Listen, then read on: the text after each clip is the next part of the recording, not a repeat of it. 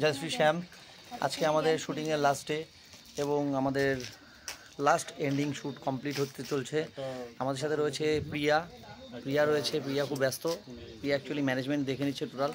সঙ্গে রয়েছে আমাদের সিনেমাটোগ্রাফার ডিওপি, খুব ঠান্ডা দিমাগে কাজ করনেওয়ালা ছেলে। আর এই আমাদের স্টেশনটা যেখানে আমাদের শ্যুট হচ্ছে। হ্যাঁ, গেঞ্জি দিয়ে দাও।